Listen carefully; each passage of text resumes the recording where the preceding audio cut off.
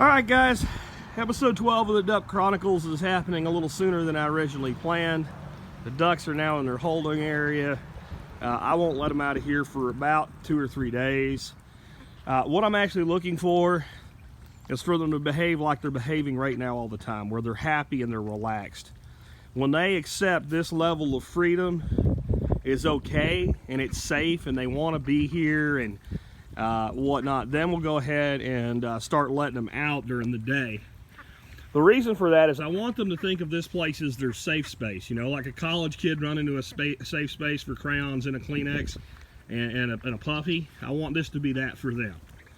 I want them to feel like this is the place that they belong, and it'll make management of them so much easier. And it's not a hard thing to do. All you got to do is, this is where they get fed, this is where they get water, and for probably the first couple weeks when I put them out, or maybe probably just a week, I won't give them even a swimming pool. I'll just give them their tubs of water in here and their food in here, and that'll condition them. Well, I want food and I want water, I know where I need to go.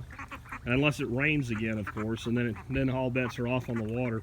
But their food will be 100% in here other than what they can forage for themselves, and that'll always be the case. I'll never feed them out there. And the reason for this is, I often say ducks are like Wayne and Garth from Wayne's World, right? They fear change. They absolutely do not like change. So you'd think after being in that box for as long as they were, to be put into an area this size, and this is a pretty good, so this is bigger than a lot of people's backyards in suburbia, just this little holding area. You'd think that that would just be, oh, it's wonderful, let's celebrate and do duck head spins and whatnot. Not so much. When I put them in here yesterday, the first thing they did was clump. They just clumped up tight, and they didn't know what to do, and they just stood there in the rain. Well, then I tried, well, let's see if we can start herding them, and it takes a while for them to understand what's happening when they're being herded.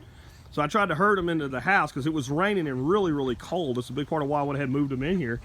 And, well, they made a couple laps, and then they ended up in that little tight corner back there. And, hey, Dana Cat.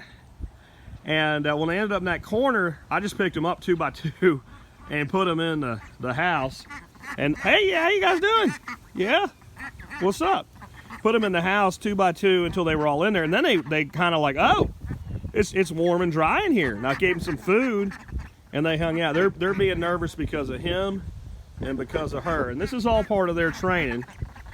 They need to see, you know, they need to look at that dog as not being a big threat. They only need to move when he's trying to move them, because we'll work on that soon too, huh, buddy? They're not ready for it yet. They won't know how to take it if you start going at them right now. They'll never trust you. And her, I'm not worried about her at all. I don't know why she wants to be in here today, but she just wants to. She really isn't interested in them. She's been digging a bunch of holes, and she can see she's actually a little bit intimidated by them when they move in a group like that. But she's been digging in this soft dirt, and usually when cats do that, it's so they can go to the bathroom. But I've been wondering where the holes are coming from. She's been doing this for a long time. There's holes all over. I wondered what was digging, and I don't know if she's after some kind of grub or worm. That's y'all's job now, huh? Yeah, you guys got to find the stuff that's down in there. And you can see what I mean, this clump-like behavior. You're going to expect your ducks to be together. They like to be together. But as long as they're constantly clumped like this, that means they're apprehensive. And that's not a bad thing. You just need to they need to get over being freed up more. This is just weird to them. I mean, they've never had all this open space before. They were protected. Now things can get at them. They understand that. You know, they trust me, but I'm still the giant, and I'm still a little bit scary, right, guys? See? Again, your ducks, you want them to look at you like a little kid looks at Santa Claus at the mall, right? Santa Claus is cool. He gives us stuff. We like him, but he's just a little bit scary, you know? And that's kind of where these guys are right now, huh? Yeah, Santa wants to touch you. No. We'll come hang out, but we don't want, no. Leave us be.